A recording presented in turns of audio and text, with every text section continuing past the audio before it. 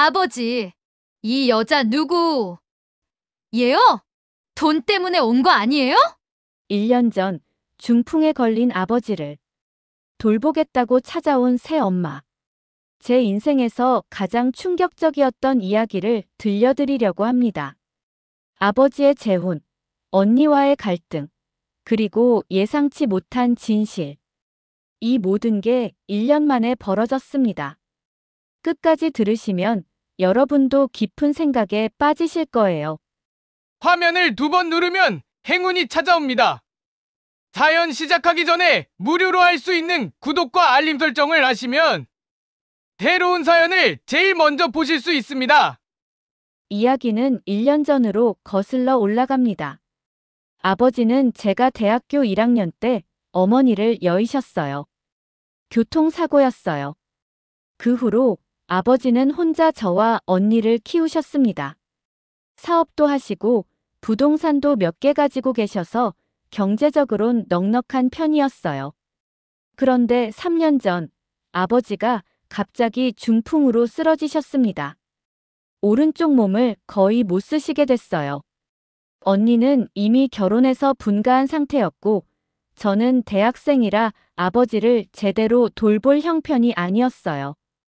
요양보호사를 고용했지만 아버지는 점점 우울해지셨습니다. 그러던 어느 날 언니한테 연락이 왔어요. 아버지가 여자분을 데려오신다는데 너 알고 있었어? 저는 처음 듣는 얘기였습니다. 급히 집에 갔습니다. 거실에 앉아 계신 아버지 옆엔 40대 초반으로 보이는 여자분이 앉아 있었어요. 수수한 옷차림에 화장기 없는 얼굴. 그녀는 조용히 인사했습니다. 안녕하세요. 저는 김소영이라고 합니다. 아버지는 떨리는 목소리로 말씀하셨어요. 이분이 나랑 앞으로 같이 살 사람이야. 너희들 어머니는 아니지만 나를 돌봐주실 거다. 언니는 그 자리에서 벌떡 일어나 소리쳤습니다. 아버지, 정신이 있으세요? 이 사람 누군지도 모르는데 무슨 말씀을 하시는 거예요? 그날 밤 언니와 저는 긴 이야기를 나눴습니다. 언니는 확신에 차 있었어요. 저 여자 100% 돈 때문에 온 거야. 아버지 재산 노리고. 김소영 씨가 집에 들어온 뒤 언니는 거의 매일 들렀습니다. 명목은 아버지 문안이었지만 실제론 그녀를 감시하기 위해서였어요.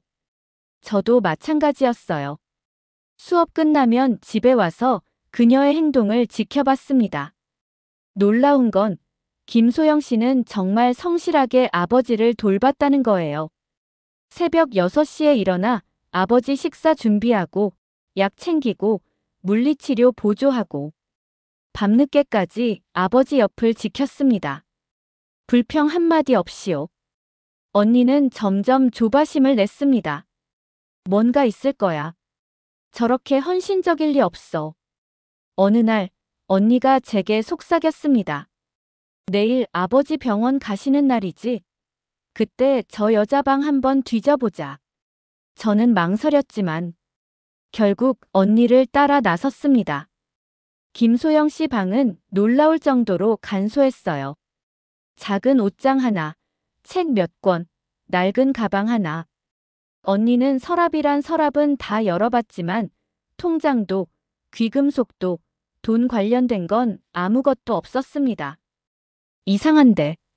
진짜 뭐하러 온 거야? 언니는 이해할 수 없다는 표정이었죠. 그날 밤 아버지가 저를 부르셨어요. 소영이가 고마운 사람이야. 너희들이 좀 따뜻하게 대해줘라. 아버지, 근데 그분은 왜 우리 집에 온 건가요? 아버지는 잠시 침묵하시더니 말씀하셨습니다. 내가 빚이 있었어. 그 사람한테. 더 이상은 말씀하시지 않았습니다. 그로부터 6개월이 흘렀습니다. 아버지 상태는 점점 악화됐어요. 손가락도 거의 못 움직이시게 됐고 말씀도 어눌해지셨어요. 의사는 시한부라는 말은 안 했지만 분위기는 그랬습니다. 김소영 씨는 여전히 묵묵히 아버지를 돌봤습니다. 어느 날 저는 그녀에게 조심스럽게 물었어요. 소영 씨, 왜 이렇게까지 하세요? 힘들지 않으세요?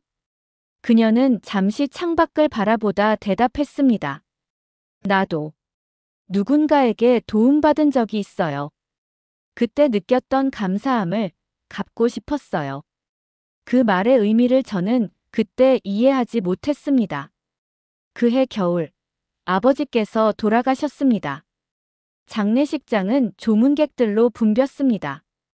언니는 상주로서 손님들을 맞았고 저는 그 옆에서 절을 받았습니다. 김소영 씨는 구석에 조용히 앉아 있었습니다. 눈물 한 방울 흘리지 않고요. 언니는 그 모습을 보더니 제게 속삭였습니다. 봤지? 저 여자, 눈물도 안 나와. 역시 돈 때문에 온 거였어. 장례 3일장이 끝나고 유산 정리 시간이 왔습니다. 아버지는 유언장을 남기셨어요. 변호사가 읽어주는 내용은 이랬습니다. 나의 전 재산은 두 딸에게 균등하게 분할한다. 단, 김소영에게는 이 집에서 평생 거주할 권리를 부여한다. 언니는 즉시 반발했습니다. 평생 거주권? 말도 안 돼요. 저 사람은 1년도 안 돌봤는데 무슨 권리로. 변호사는 침착하게 말했습니다.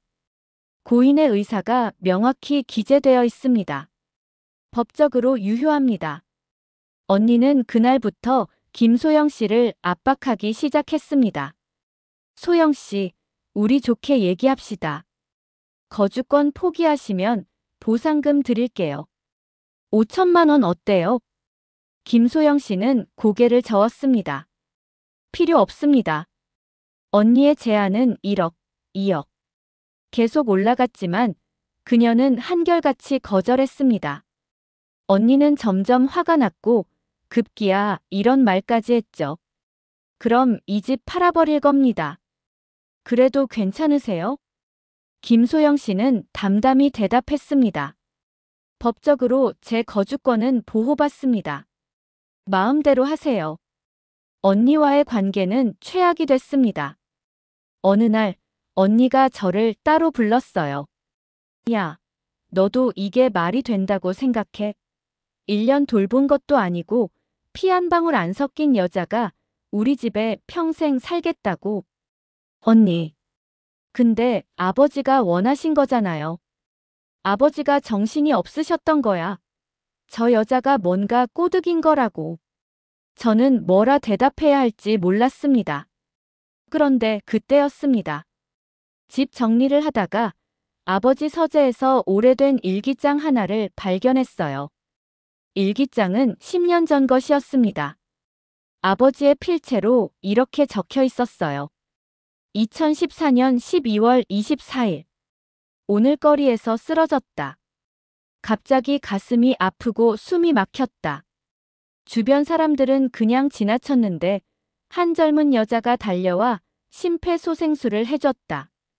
119가 올 때까지 내 손을 꽉 잡고 있었다. 병원에서 깨어났을 때 그 여자는 이미 가고 없었다. 간호사에게 물어보니 이름도 남기지 않고 갔다고 했다. 나는 그 여자의 얼굴을 잊을 수가 없다. 언젠가 다시 만나면 꼭 보답하고 싶다. 저는 숨이 멎는 것 같았습니다. 다음 페이지에는 이런 내용이 있었어요. 2022년 8월 10일. 오늘 그 여자를 다시 만났다. 우연히 병원에서. 10년 만이다. 그녀는 나를 기억하지 못했다. 하지만 나는 확신했다. 그날 나를 살린 사람이다. 그녀에게 물었다. 요즘 어떻게 지내냐고. 그녀는 힘들다고 했다. 직장도 잃고 살 곳도 마땅치 않다고. 나는 결심했다. 내가 그녀에게 보답할 차례다.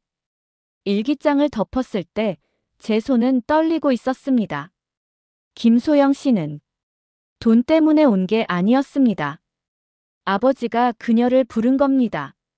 10년 전 생명의 은인에게 보답하기 위해. 저는 즉시 김소영 씨를 찾아갔습니다. 소영 씨, 10년 전에 아버지를 살리신 분이 당신이었어요? 그녀는 잠시 놀란 표정을 짓더니 천천히 고개를 끄덕였습니다. 기억하세요. 그때 일을? 네. 크리스마스 이브였죠. 길에서 쓰러진 아버님을 봤는데 그냥 지나칠 수가 없었어요. 간호조무사 공부를 하던 중이라 심폐소생술을 배운 직후였거든요. 그럼 왜 그동안 아무 말씀도 안 하신 거예요? 김소영 씨는 쓸쓸하게 웃었습니다. 당신 언니가 절 어떻게 봤는지 알아요. 돈 때문에 온 거라고 생각했죠. 만약 제가 그때 일을 얘기했다면 믿었을까요? 오히려 거짓말하는 여자라고 생각했을 거예요. 그래서 그냥 아버지가 원하시는 일만 했어요. 제가 받은 은혜를 갚는 것, 그것만으로 충분했어요. 저는 언니에게 일기장을 보여줬습니다. 언니는 처음엔 믿지 않았어요. 하지만 일기를 다 읽고 나서는 할 말을 잃었습니다. 이게 진짜야? 언니, 우리가 소영 씨를 완전히 오해했어. 언니는 한동안 아무 말도 하지 않았습니다. 그러다 중얼거렸어요. 그래도 아버지 재산은 우리 거야. 법적으로도 그래. 저는 그 순간 깨달았습니다. 언니는 진실을 알고도 마음이 변하지 않는다는 걸. 며칠 후 저는 결정을 내렸습니다. 유산 정리가 끝나고 제 몫으로 들어온 돈이 통장에 입금됐어요. 약 15억 원 정도였습니다. 저는 그중 절반인 7억 5천만 원을 김소영 씨 명의의 계좌로 보냈습니다. 언니는 그 사실을 알고 제게 전화를 걸었어요. 너 미쳤어? 왜 내 돈을 남한테 줘? 언니, 소영 씨는 남이 아니야. 아버지 생명의 은인이고 우리 가족이 해야 할 도리를 다하신 분이에요. 도리? 아버지가 이미 집에서 살 권리까지 주셨잖아. 그걸로는 부족해요, 언니. 아버지가 진짜 원하신 건 소영 씨가 평생 걱정 없이 사는 거였을 거예요. 언니는 더 이상 할 말이 없었는지 전화를 끊어버렸습니다. 김소영 씨는 처음에는 돈을 받기를 거부했습니다. 이건 너무 큰 돈이에요. 저는 그냥 소영 씨, 받으세요. 아버지가 원하신 일이에요. 그리고 저도 원하는 일이고요. 그녀는 한참을 울었습니다. 처음 보는 그녀의 눈물이었습니다. 고맙습니다.